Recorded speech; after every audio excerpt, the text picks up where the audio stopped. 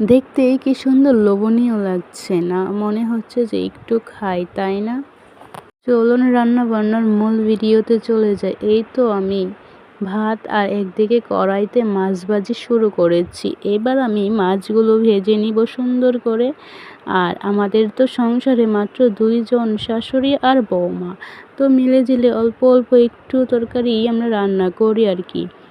না হলে না কি হয়, তোমার তরকারি আমাদের ঘরে তো ফ্রিজ নেই, আর ফ্রিজে রাখতেও পারি না তরকারিটা। পরের দিন রাত্রের বেলা না না খাওয়া হলে পরের দিন সকালবেলা নষ্ট হয়ে যায়। তো চলো শুরু করি। এই তো আমি কড়াইতে প্রথমে কি করলাম, একটু তেল দিয়ে দিলাম, দিয়ে আলুগুলো ভেজে নিলাম। ভাজার পর আবার কয়েকটা আলু ঝুলে যে দিব, এগুলো ভেজে নেওয়ার পর আবার দিয়ে দিয়েছি বেগুনগুলো আমি প্রায় ভাজাভাজির প্রায় শেষ পর্যায়ে। এখন আমি করব গিয়ে এই কড়াইটাতে অনেকগুলো তো তেল আছে, সেই জন্য আমি ভেন্ডিগুলো ভেজে নিব।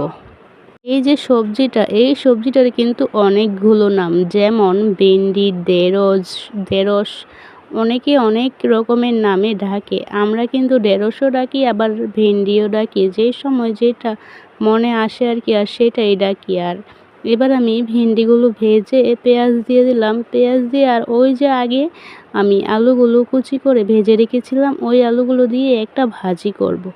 এই তো আমার ভাজি প্রায় কমপ্লিট। আমাদের এখানে না জাল, আমাদের ঘরে জাল খাবারটা কেউ খায় না। আমার শাশুড়ি তো একেবারেই ঝাল খাবারটা খেতে পারে না।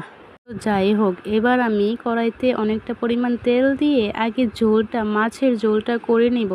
এবার পেঁয়াজগুলো দিয়ে দিয়েছি। পেঁয়াজগুলো একটু লাল লাল হয়ে ভাজার পর এখানে গুলে রেখেছিলাম জিরা বাটা, তারপর হচ্ছে গিয়ে হলুদ, লবণ, মরিচ, এগুলো দিয়ে একটু পেস্ট করে নিছি জল দিয়ে। তারপর কষানোর মধ্যে দিয়ে দিয়েছিলাম আলুগুলো দিয়ে একটু কষিয়ে, তারপর আবার বেগুনগুলো দিয়ে জল দিয়ে, তারপর হচ্ছে মাছগুলো ছেড়ে এই তো ধনিয়া পাতা দিয়ে নামিয়ে দিয়েছিলাম।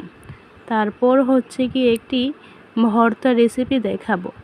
আমি শুটকিটা এদিকে ভালোভাবে ধুয়ে টেলে নিয়েছিলাম। টেলে নেওয়ার পরে এদিকে মরিচ, পেঁয়াজ, ধনিয়া পাতা আর হচ্ছে গিয়ে শুটকি একসাথে করে নিয়েছি একটা থালে।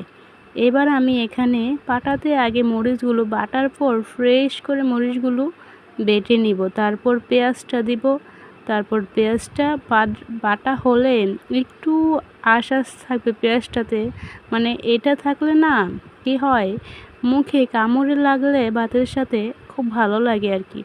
তারপর হচ্ছে শুটকিটা বেটে নিব। এবার একটু